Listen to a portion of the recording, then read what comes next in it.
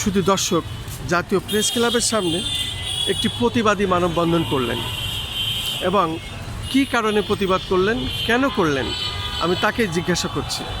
রাষ্ট্রের কাছে কি দাবি আপনার, এই বিষয়ে যদি একটু বলতেন, আপনার নাম পরিচয় দিয়ে।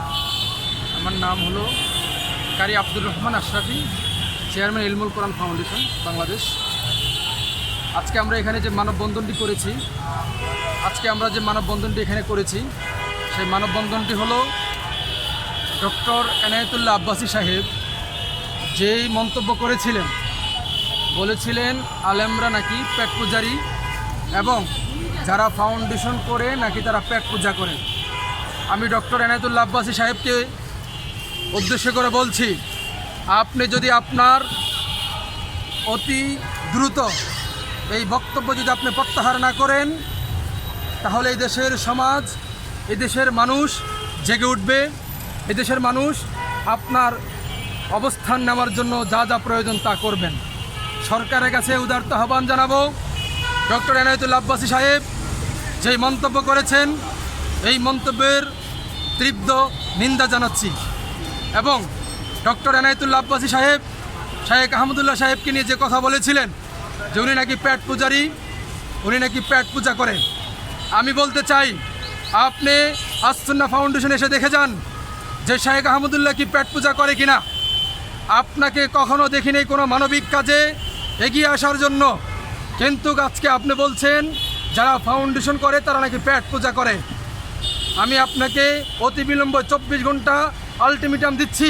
24 ঘন্টার মধ্যে আপনি আপনার বক্তব্যকে প্রত্যাহার করবেন, না হয় আপনার দরবার গ্রাহ্য করা হবে এবং আপনাকে উপযুক্ত জবাব দেওয়ার জন্য এই সমাজের মানুষ এগিয়ে আসবে ইনশাআল্লাহ।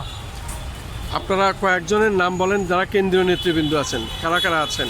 আমরা এখানে এসেছি একটি সুস্থভাবে মানববন্ধন করার জন্য, যেটা আমাদের দায়িত্ব থেকে আমরা পালন করেছি।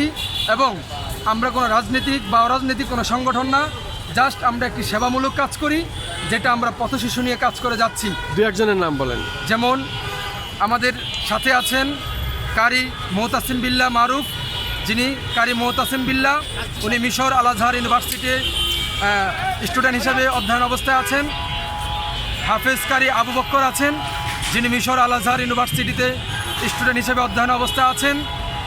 আরও অনেক ওলামায়ে কেরাম আছেন, তরুণ ওলামায়ে কেরাম আছেন, যাদের পরিচালনায় এই ফাউন্ডেশনটি পরিচালিত হচ্ছে।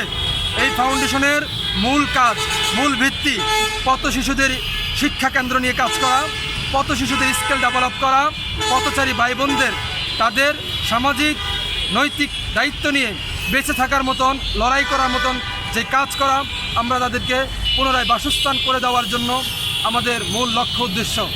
এই কাজ নিয়ে আমরা এগিয়ে আসছি। ইতিমধ্যে আমাদের প্রায় 450 পথ শিশু আছে, যাদেরকে আমরা বিনামূল্যে তাদেরকে খাবার দিচ্ছি, তাদেরকে লেখাপড়া দিচ্ছি, তাদেরকে চিকিৎসা ভাতা দিচ্ছি, চিকিৎসার আওতা নিয়ে আসছি। এবং আমরা চেষ্টায় আছি আগামী 2-4 বছরের মধ্যে আমরা 1000 পথ শিশুকে একত্রিত করে তাদেরকে শিক্ষা এবং সংস্কৃতি, তাদের বেঁচে থাকার মতন, লড়াই করার মতন, তাদের পুনরায় বেঁচে থাকার মতন, এই দেশের নাগরিক হয়ে বেঁচে থাকার মতন যে কাজ করণীয়, আমরা তাদেরকে সে কাজ করার জন্য চেষ্টা করে যাচ্ছি। আপনারা দোয়া করবেন। আপনাকে অনেক অনেক ধন্যবাদ এই সংক্ষিপ্ত সাক্ষাৎ দেওয়ার জন্য। সালাম।